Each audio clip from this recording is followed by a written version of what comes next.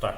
Welcome in the class, online class in 9th standard. Today's subject Science and Technology Part 2. Today's topic is useful microorganism. We have already studied about the lactobacilli in the last period. So in this period we are going to study about the uses of this Rhizobium as well as the unicellular fungi, that is yeast. So let us see about this Rhizobium bacteria.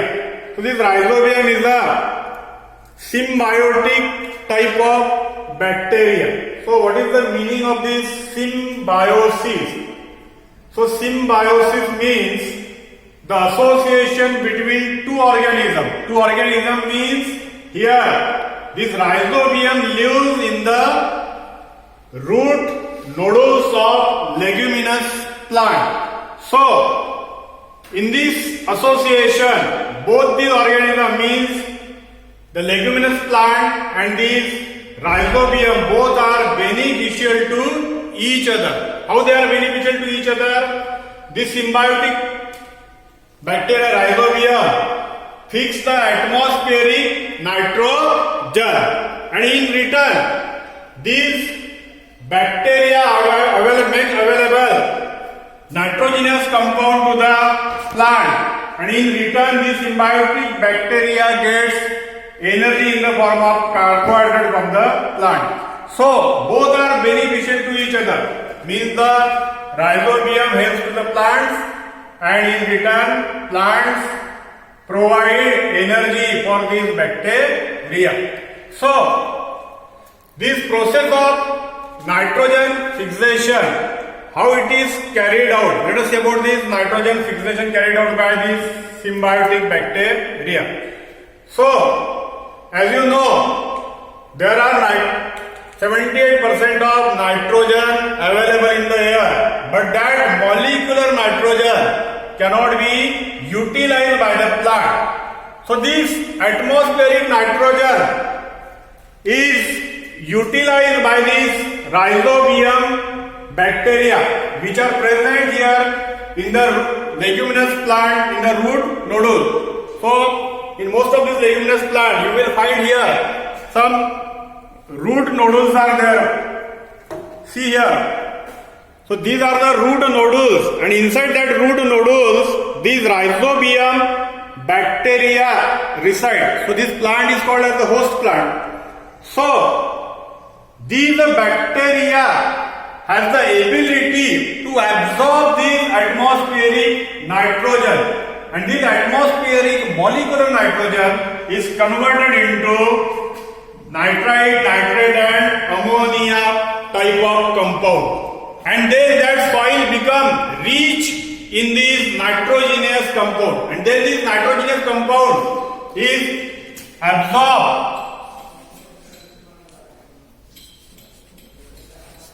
by plants.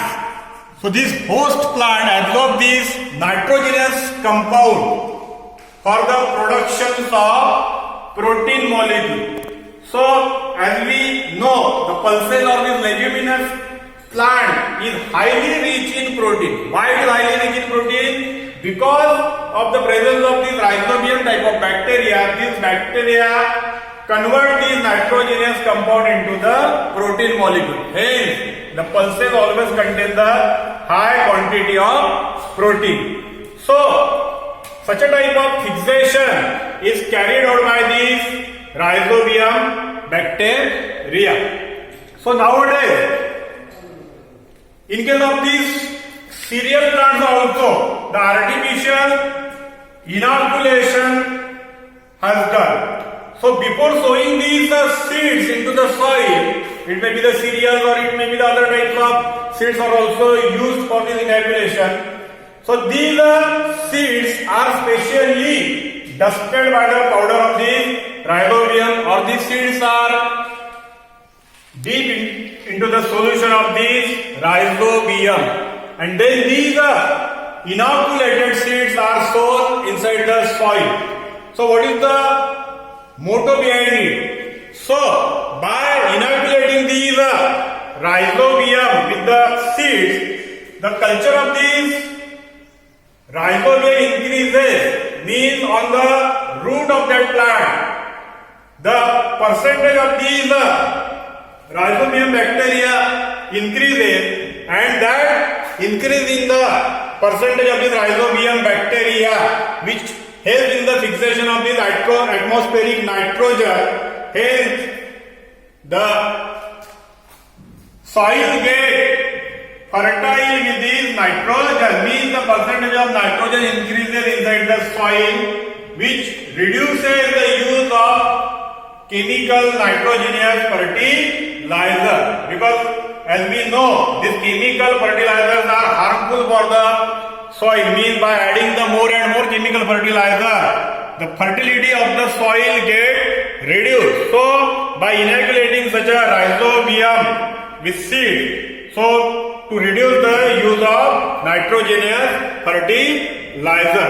So, that is the use of this rhizobium for the production of these nitrogenous compounds. So, atmospheric nitrogen fixation is done by this rhizobium.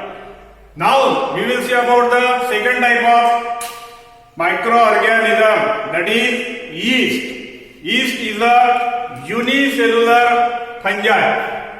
Means this yeast is not a bacteria, it is unicellular fungi. So, let us see the structure of this yeast. So, this yeast contains the outermost wall called as the cell wall. Then the enlarged portion is called as the bud. Means by means of this budding, the asexual type of reproduction occurs in yeast. Then there is a nucleus and the liquid material called as the cytoplasm.